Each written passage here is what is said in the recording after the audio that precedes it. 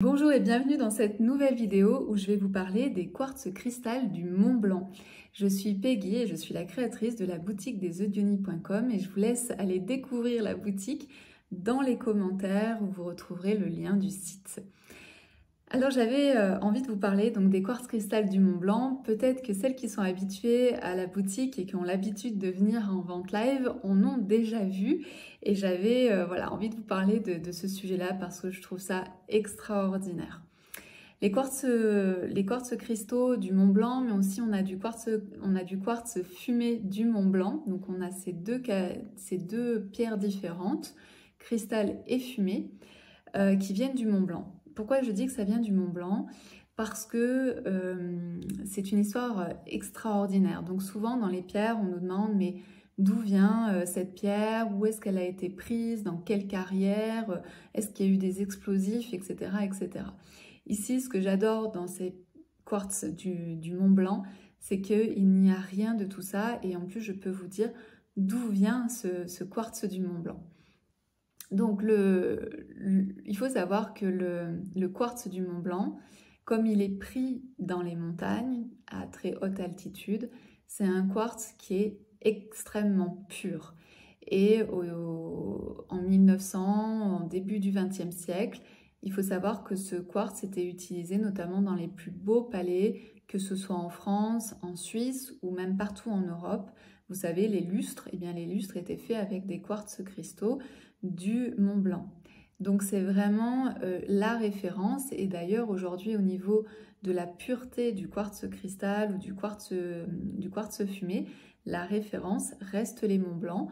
Donc quand vous avez du quartz cristal qui vient par exemple du Brésil ou du quartz fumé qui vient du Brésil, eh bien en fait on le compare à du quartz fumé du Mont Blanc ou quartz cristal du Mont Blanc. Voilà, donc c'est vraiment la référence et c'est vraiment les plus beaux cristaux que vous allez pouvoir trouver dans le monde.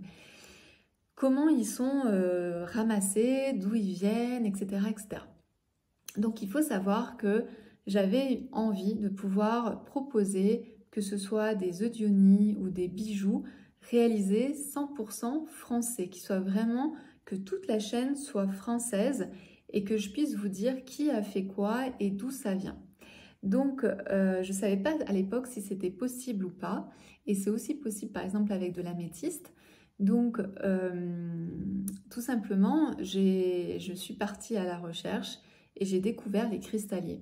Donc, les cristalliers, ce sont des personnes, elles sont à peu près 50 aujourd'hui, qui, tous les étés, vont dans le massif du Mont Blanc avec une autorisation de la part de la mairie de Chamonix, parce qu'il faut savoir que la mairie de Chamonix, son espace en fait est vraiment autour du Mont Blanc, etc. Donc ces cristalliers, tous les ans, en été, demandent une autorisation à la mairie de Chamonix pour aller ramasser, et on ne dit pas ramasser, on dit cueillir du quartz cristal du Mont Blanc. Et ils vont donc à des hauteurs de fou en fait, à 3000 mètres, etc.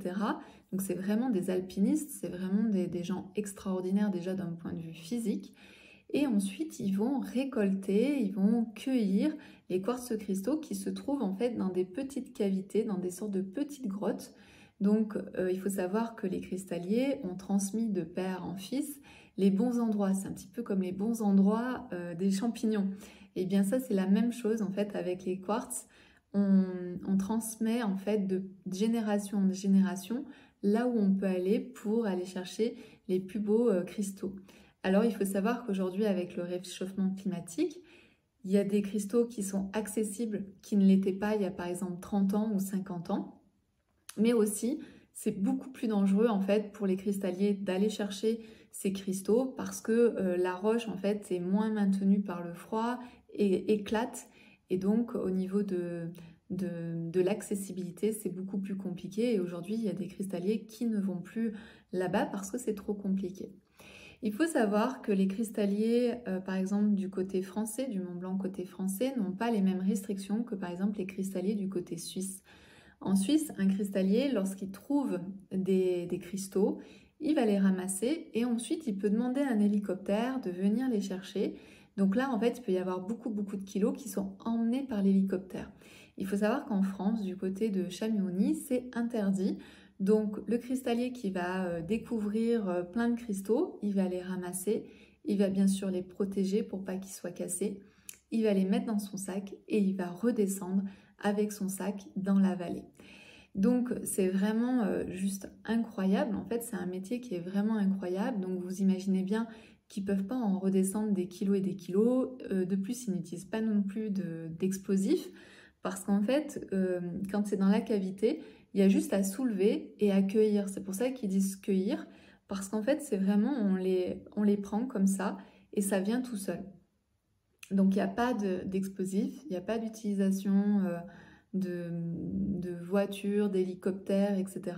Tout est fait à dos d'hommes et par des gens en fait qui sont juste extraordinaires parce qu'ils ont cette capacité aussi d'être alpinistes, de bien connaître la montagne et par exemple parfois ils partent pendant une semaine à la recherche des cristaux et une fois qu'ils ont trouvé les cristaux, ils redescendent. Et bien sûr, ils le font que l'été parce que c'est la meilleure période pour le faire, sinon il fait trop froid, c'est trop dangereux. Et aussi les spots en fait sont recouverts de neige, donc ils le font en été. Et ensuite, nous ce qu'on fait avec la boutique, c'est que donc on achète en fait ces cristaux à ces cristalliers. Et ensuite, on envoie les cristaux à notre lapidaire qui est en France aussi et qui va nous créer des pendules, qui va créer des pendentifs, qui va créer des eudionies, etc., etc. Donc toute la gamme en fait que vous avez peut-être déjà vu si vous êtes venu en vente live. Et voilà, et donc on a toute la chaîne, c'est-à-dire qu'on sait d'où ils viennent, de quel endroit, on sait même la face du Mont Blanc où il a été ramassé, et également la personne qui l'a travaillé, et donc c'est une lapidaire française. Donc c'est un travail qui est assez particulier et en même temps c'est d'une beauté extraordinaire.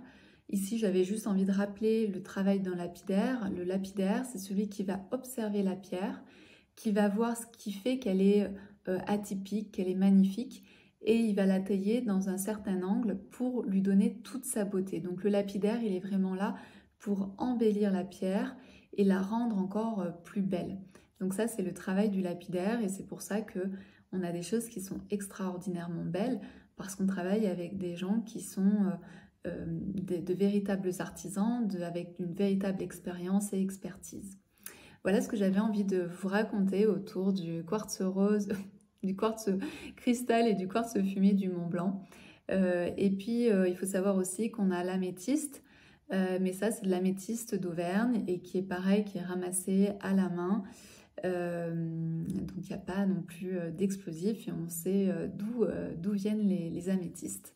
Voilà pour ce partage. J'espère que vous avez appris des choses et que ça vous donnera aussi envie de venir dans les ventes live parce que ces objets qui sont juste extraordinaires, je ne les mets pas dans la boutique, je les mets seulement en vente live à disposition des personnes qui nous sont fidèles et qui prennent aussi le temps de voir en fait toutes les beautés que l'on propose.